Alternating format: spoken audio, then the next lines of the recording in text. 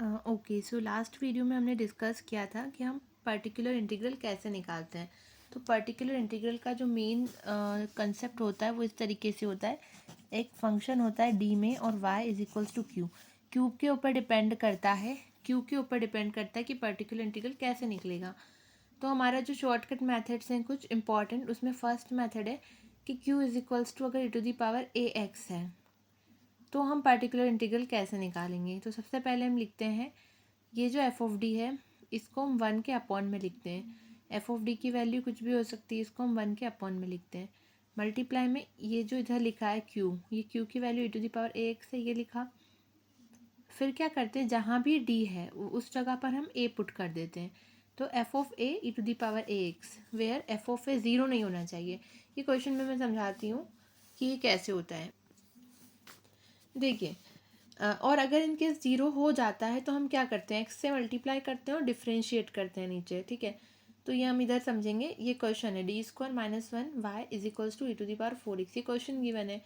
तो सबसे पहले हम इसका सी एफ निकालेंगे। जो लास्ट क्वेश्चन में आप लोग देख सकते हैं कि हम कौन कौन से फॉर्मूले सी एफ के लिए यूज़ करते हैं और सी एफ कैसे निकालते हैं। तो पहले आप सी एफ निकालेंगे। इस क्वेश्चन में हम पर्टिकुलर इंटीग्रल पी आई को डिस्कस करेंगे। पी आई के लिए हम क्या करेंगे, पहले सबसे स्टार्टिंग में 1 के अपॉन में ये पूरा का पूरा जो है डी स्क्वायर माइनस वन लिखेंगे। E to the power four x, मैंने यहाँ पे वैल्यू पुट कर दी है डी की प्लेस पर 4, क्योंकि यहाँ का इसका कॉफिशिएंट 4 है। हमने 4 लिखा, 4 का स्क्वायर माइनस वन किया, 4 4 ज़ा 16 minus one is 15 E to the power four x.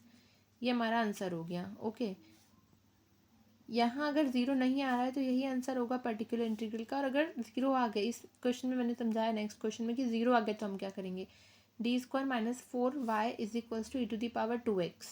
हम क्या करते हैं, 1 के अपॉन में जो डी वाला है पूरा का पूरा हमने 1 के अपॉन में लिखा, इधर की साइड जो है उसको मल्टीप्लाई में लिख दिया। अब डी की प्लेस पर हम 2 लिखेंगे तो 2 2 ज़ा 4, 4 माइनस फोर तो हमारा क्या होगा, ज़ीरो हो जाएगा। लेकिन हमें ज़ीरो नहीं चाहिए, ज़ीरो आ रहा है तो हम ये वाला अप्लाई नहीं कर सकते मैथड। तो हम क्या करेंगे, मल्टीप्लाई करेंगे एक्स से और नीचे वाले को डिफ्रेंशिएट कर देंगे। देखिए इजी है, ये ऊपर यहाँ जो है इसमें ऊपर एक्स मल्टीप्लाई करेंगे और इस डी स्क्वायर माइनस फोर को डिफ्रेंशिएट कर देंगे। तो ये होगा 2d E to the power 2x, ठीक है। डिफ्रेंशिएट करने के बाद हम वापस से वही प्रोसेस करेंगे। यहाँ जो वैल्यू है कॉफिशिएंट उसको डी की जगह पे पुट कर दो, 2 इंटू 2 4, तो x upon four E to the power 2x हमारा आंसर हो जाएगा। जितनी बार हमारा एफ ऑफ डी की जगह पे, जैसे डी स्क्वायर माइनस फोर है, यहाँ पे कॉफिशिएंट रखो और अगर जीरो आ रहा है तो हम यही करेंगे, एक्स से मल्टीप्लाई नीचे वाले को डिफरेंशिएट जो हमने यहाँ किया। अगर यहाँ वैल्यू फिर से पुट करने पर जीरो आता तो हम वापस एक एक्स से ऊपर मल्टीप्लाई करते, नीचे वाले को डिफरेंशिएट करते। तो इस तरीके से हम पर्टिकुलर इंटीग्रल निकालते हैं।